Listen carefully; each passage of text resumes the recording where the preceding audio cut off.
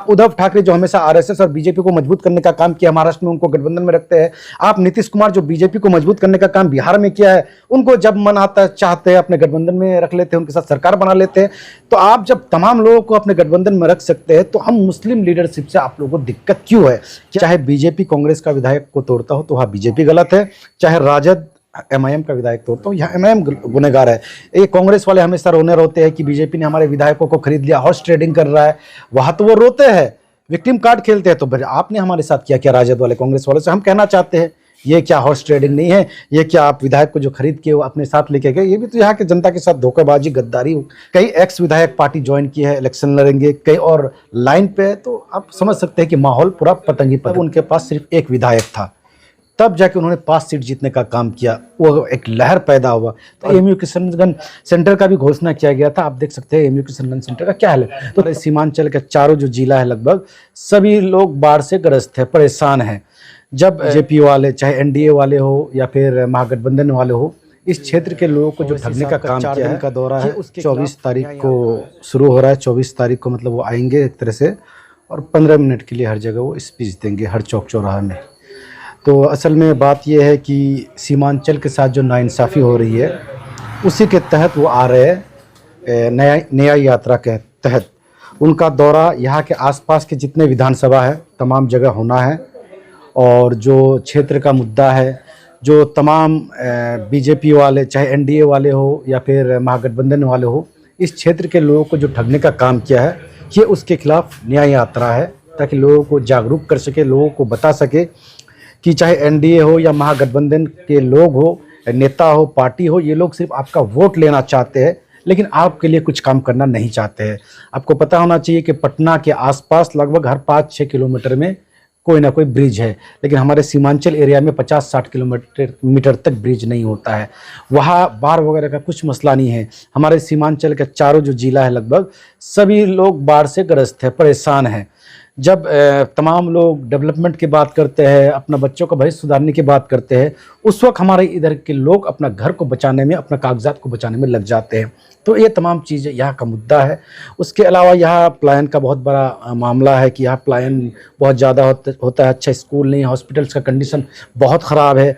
AIIMS का branch यहाँ नहीं खुला, जबकि पटना में आपका आईजीएमएस है, उसके बाद एनएमसीएच है, एम्स है, बड़े बड़े अस्पताल है, यहाँ नहीं दिया गया है। मेडिकल कॉलेज का एक घोषणा किया गया है, तो जब तक वो बन के तैयार होकर स्टार्ट नहीं हो जाता तब तक हम उस पर विश्वास नहीं कर सकते, क्योंकि पहले एम्स का भी घोषणा किया गया था, एमयू किशनगंज सेंटर का भी घोषणा किया गया था। आप देख सकते हैं एमयू किशनगंज सेंटर का क्या हाल है। तो तमाम जो ये थे मुद्दे हैं, अहम मुद्दे हैं, जो हमारे क्षेत्र के लोगों के साथ नाइंसाफ़ी हो रहा है, खास करके हम माइनॉरिटीज़ के साथ, ये उसके खिलाफ न्याय यात्रा निकालने का काम करेंगे। और लोग ये कह रहे हैं, दूसरे जो पार्टी के समर्थक, उनका कहना यह है कि एक तरह से कॉपी वाला सिस्टम है, जैसे कि दूसरी पार्टी के जो लोग हैं वो भी न्याय यात्रा करते हैं, कई तरह की यात्रा करते हैं, वोटर अधिकार यात्रा करते हैं, सेम उसी तरीके से असदुद्दीन ओवैसी साहब भी कर रहे हैं। इस पर आप क्या कहना चाहेंगे? देखिए, अगर आपको पता होना चाहिए कि जब सबसे पहले एसआईआर स्टार्ट हुआ, सबसे पहला पार्टी एमआईएम बिहार ही है। असदुद्दीन ओवैसी साहब, अख्तरुल ईमान साहब, आदिल हसन साहब इलेक्शन कमीशन के पास, ऑफिस के पास पहुंच के इलेक्शन कमीशन से मुलाकात करके इसका विरोध किए थे। उसके बाद कई लोग पहुंचे, तो क्या वो लोग हमारा कॉपी किए थे? बात है कॉपी करने के लिए, जो मुद्दा है उसके लिए तो कोई आगे कोई पीछे होगा ही होगा। उसके अलावा जो भी हम लोगों का मुद्दा था, जैसे हम लोग का मांग था किशनगंज में मेडिकल कॉलेज का स्थापना हो, कब से मांग कर रहे हैं, अब जाके उसका घोषणा हो गया, तो क्या वो हमारा कॉपी कर रहे हैं? तो ये तो होता ही है राजनीति में। और हम लोग सिर्फ वही नहीं, बीपीएससी के टीचर्स का बहाली का मामला हो, या फिर यहाँ जो जातीय जनगणना हुआ है, वो सिर्फ जातीय जनगणना होकर रुक गया है। उसमें जो हिस्सेदारी के हिसाब से कितना किन का आबादी है, उसके हिसाब से जो नौकरी नहीं मिला है, उसके लिए अभी तक सरकार कुछ नहीं किया है। तो हमारा लड़ाई उसके खिलाफ है। उसी चीज़ के लिए नया यात्रा ओवैसी साहब करने आ रहे हैं। ये कितना असरदार होगा? क्योंकि इससे पहले देखिए जनसुराज भी पूरी तरह से यात्रा उन्होंने किया है, या दूसरे लोग जो है उन्होंने भी यात्रा किया है। तो असदुद्दीन ओवैसी साहब जो 4 दिनों में यात्रा करेंगे, 4 दिनों का जो यात्रा है, तो इससे कितना असर पड़ सकता है?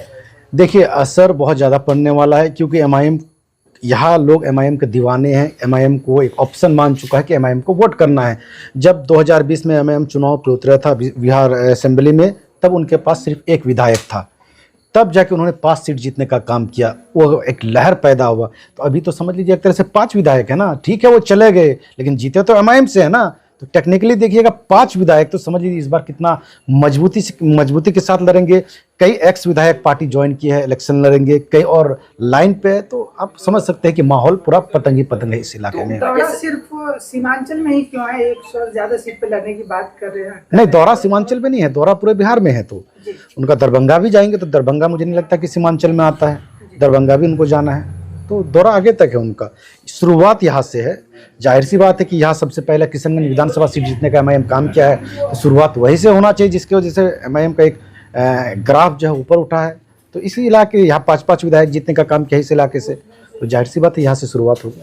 सर, जब मोदी जी 15 तारीख को पूर्णिया आए तो किशनगंज में एक मांग उठा, हैशटैग चला एमयू का फंड रिलीज करो जी। क्या ओबीसी का जो आने से क्या लगता है कि एमयू का फंड के बारे में कुछ? देखिए, हम लोग हमेशा बीजेपी के खिलाफ थे और जो भी मेन मुद्दा है, अहम मुद्दा है, उसके लिए हम आवाज़ उठाते हैं।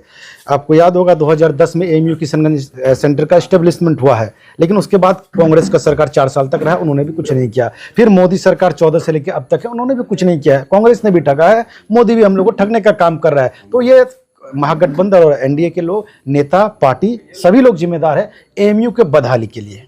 अभी आपने कहा कि 5 विधायक चुने गए थे जी। हालांकि वो दूसरी पार्टी में चले गए, और अभी आपने कहा कि दूसरे जो पार्टी से आए हुए हैं एमआईएम जी, तो लोगों को कैसे भरोसा होगा कि उन्होंने वोट दिया और दूसरी पार्टी के आए थे, उन्होंने वोट दिया, वो चले गए, फिर आए हैं दूसरे लोग दूसरी पार्टी से, फिर हो सकता है वोट दे फिर चले जाए, तो लोग कैसे विश्वास करेंगे? नहीं, लोगों को विश्वास करना होगा। आप देखते होंगे कि कांग्रेस का अगर कहीं 60 विधायक है, 60 में 40 ही के बीजेपी में चले जाते हैं, कहीं 10 है तो 8 चले जाते हैं। तो ये तो होते रहता है। ये जो गलत वो है जो तोड़ने वाला काम करता है। चाहे बीजेपी कांग्रेस का विधायक को तोड़ता हो तो वहाँ बीजेपी गलत है, चाहे राजद एमआईएम का विधायक तोड़ता हो, यहाँ एमआईएम गुनहगार है। ये कांग्रेस वाले हमेशा रोने रोते हैं कि बीजेपी ने हमारे विधायकों को खरीद लिया, हॉर्स ट्रेडिंग कर रहा है। वहाँ तो वो रोते हैं, विक्टिम कार्ड खेलते हैं। तो फिर आपने हमारे साथ क्या किया राजद वाले, कांग्रेस वाले से हम कहना चाहते हैं, ये क्या हॉर्स ट्रेडिंग नहीं है? ये क्या आप विधायक को जो खरीद के वो अपने साथ लेके गए, ये भी तो यहाँ के जनता के साथ धोखेबाजी, गद्दारी का काम किया। कि यहाँ का जनता ने एमआईएम के नाम पे वोट किया था, किसी महागठबंधन के नेता के नाम पे नहीं। अब आपने विधायक को चुन लिया तो यहाँ का जनता जवाब देने का काम करेगी। एक सवाल और है। अभी जो ढोल बजा करके जो है तेजस्वी के लालू जी के आवाज पे गए थे, अभी मैं जनता के बीच में पब्लिक ओपिनियन कर रहा था, एमआईएम के फॉलोअर्स लोग थे, उन लोगों ने कहा कि ये थोड़ा समझ में नहीं आया, भीख मांगने जैसा हो गया। इसको लेकर क्या कहेंगे? देखिए, भीख मांगना नहीं है। जब वोटों का बंटवारा हो जाए, ये इल्ज़ाम वो लोग हम पे लगाते हैं। वो ये भी कहते हैं कि एमआईएम को अगर बीजेपी को रोकना है तो हमारे साथ क्यों नहीं आते थे। तो इसीलिए एक पहल किए थे हम लोग, 2-3 महीना पहले से स्टार्ट हुआ है।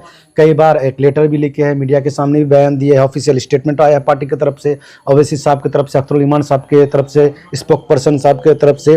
तो उन्होंने कोई सीरियस एक्शन नहीं लिया।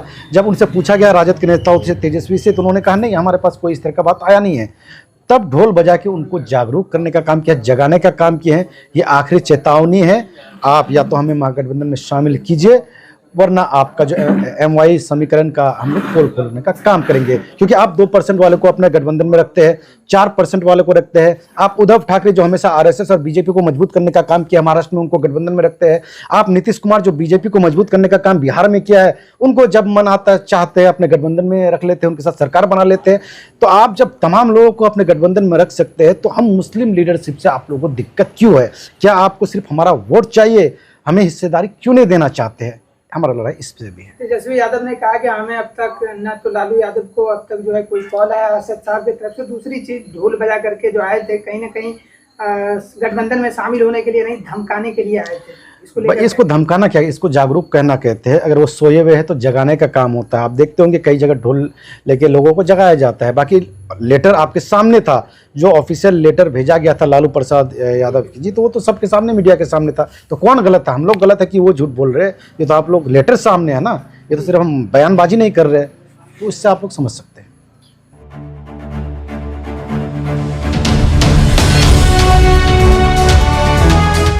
ट्रू रिपोर्ट्स, सच आप तक।